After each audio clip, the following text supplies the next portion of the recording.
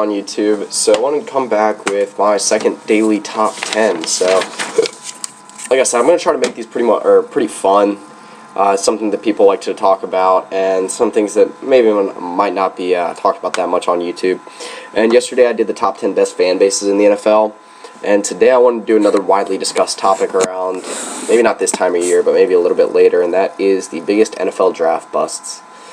So, this one's if there's a top 10 that could be widely agreed upon in football, this one's probably it. Unless you're talking recent, like really recent drafts. Like, I normally give a guy a leeway of 2 to 3 years before I list him as an official draft bust.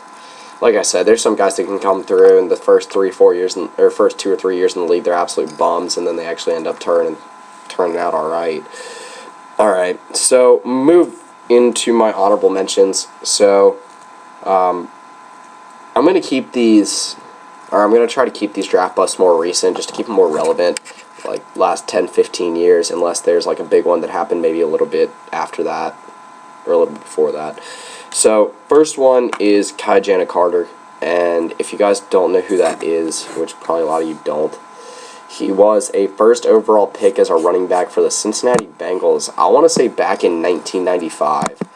He was a guy that was extremely talented, but had Jana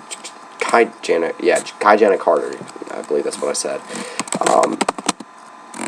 He went to Penn State, and like I said, he was an extremely good running back, and just never really fulfilled his potential just because of injuries, or just because of injury after injury after injury, and really, I think he retired in 1999, but like I said, he was the first overall pick in the 1995 NFL Draft, but there's a pretty good reason why not many people have heard of him. Alright, so move on to my second one on the honorable mentions, and that is Justin Blackmon. So, as an Oklahoma State fan, he was really good in college, of course, everyone knows that.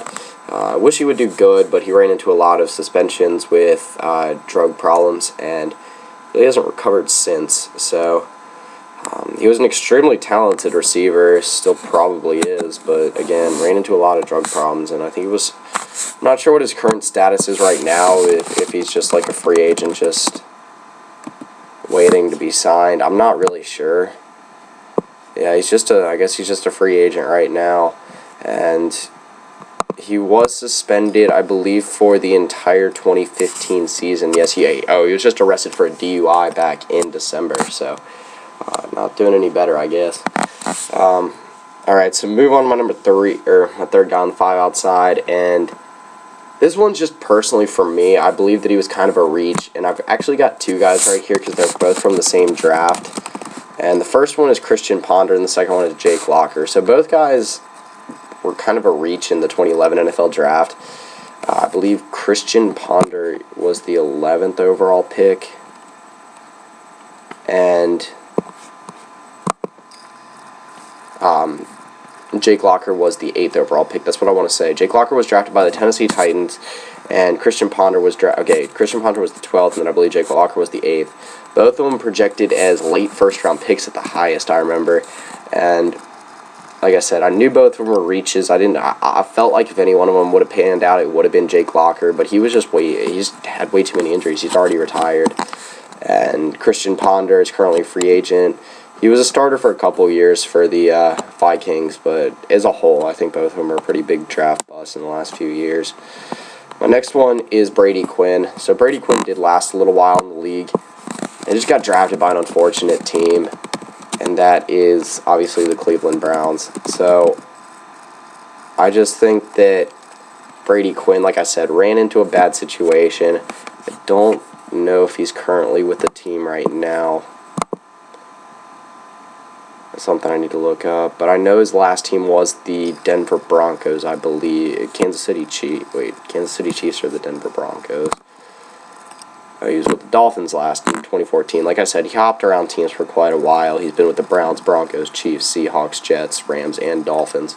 So, like I said, been kind of all over the place. Obviously had a good few years in college, played at Notre Dame, was drafted, I want to say 23rd overall in the 2007 NFL Draft.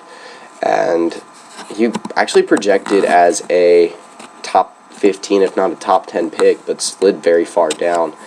I remember watching the 2007 NFL draft, and I think I was like, it's probably like 13 years old, maybe 12 years old, but still a big football fan at the time, and I was a big Brady Quinn fan, and it was kind of depressing seeing him wait for like an hour or like a couple hours just to see him get drafted by the Browns, a team that he probably didn't want to get drafted by in the first place. All right, so my last honorable mention is Matt Leinart. So he was the 10th overall pick in the 2005 NFL draft, or 2006 NFL draft, excuse me. Of course, had a legendary time at USC. I believe he won a Heisman, one national championship, two national, depending on how you view the 2003 situation. Might have been the best team, but didn't actually win the national championship. And like I said, yeah, extremely good in college and just never really panned out in the pros. I believe he played until about 2013 and then retired after that and is now currently a broadcaster. All right, so move into my top 10, and at number 10 I've got Trent Richardson. So sadly, Trent Richardson was actually just reacquired by the Colts, which is my favorite team, and he was an absolute bum on the Colts. He was good for the Browns for a little bit, but really wasn't great in the latter half with the Browns. Then went over to the Raiders, wasn't good there either, and has gotten a reputation for being a little bit soft, having no work ethic, a couple of things like that, and nothing that's really developed into a good reputation for Trent Richardson. I believe he was either the second or third overall pick for the Browns in 2012. And like I said, just a guy that, number 3 overall pick, just a guy that really did not ever pan out in the NFL. One of the few Alabama running backs that has not been good. Mark Ingram's had a solid time. T.J. Yeldon's been good so far. Eddie Lacy, aside from a few struggles this year, has been very good as well. I just don't know what happened with him. Just not a great work ethic. All right, so move on to my next one, and it was the guy who originally was drafted by the St. Louis Rams, Jason Smith. Drafted in top 5 in the 2009 NFL draft. I believe he only started like 3 games with the Rams. Again, another guy that just never really panned out because of injuries. My next, number 8, is Blaine Gabbert. So, Blaine Gabbert was drafted, I believe, 11th. It was either 10th or 11th overall back in the 2011 NFL draft. And he played 3 seasons with the Jaguars, then was traded to the Niners, who I believe he's still a part of. And hasn't had a good season at all since he's been in the league. He was drafted as what was supposed to be the franchise quarterback for the Jacksonville Jaguars, and I believe he was actually rated as the second best quarterback in that draft. I believe he was the 3rd taken, and again, just another guy that never really panned out. A quarterback that was pretty solid at Mizzou, had a good arm coming out of college, and whether you want to say it was just taken by the wrong team, put in a bad situation, he really just never was that good in the NFL. So my number 7 bust is David Carr. So I think if there's anyone that was put in a really shitty situation, it was David Carr on this list. And I just don't see how you can be successful when you were drafted first overall into a brand new expansion team as the Houston Texans were back in 2002. Get sacked 76 times your rookie year and be successful. There was just no way he was going to have any confidence, I don't think. He wasn't a terrible quarterback. I mean, honestly, I don't think he was the worst quarterback ever. Like, a lot of people have him listed as like second or third biggest bust of all time, and I just don't really agree with that. Like I said, he lasted quite a while in the NFL as a career backup.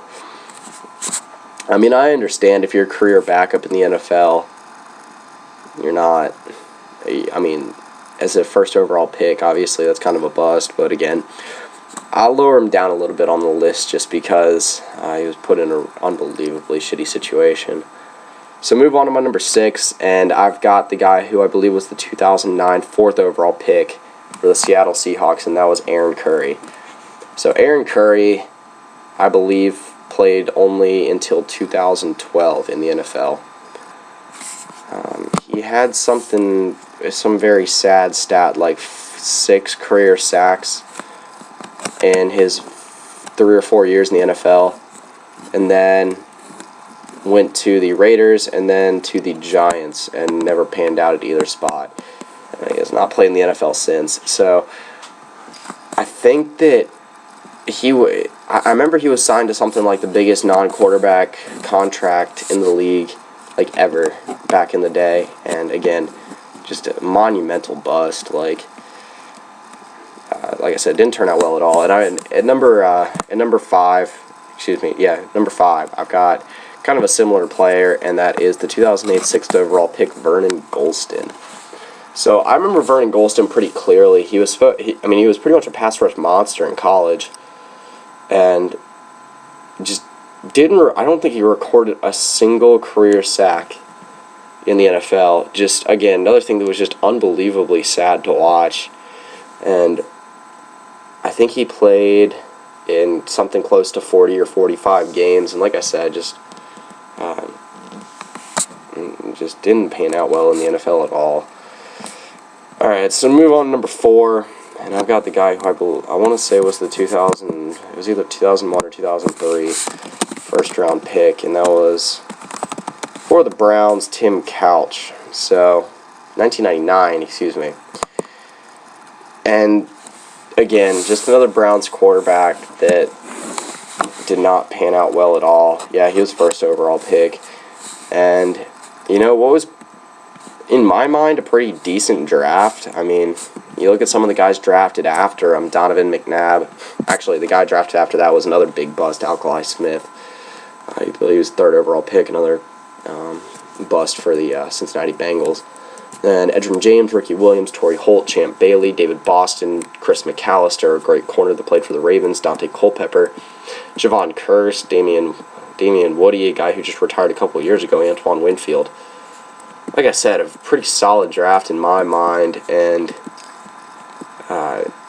just first overall pick in that draft just was kind of brutally beaten to death in Cleveland, and again, never really panned out.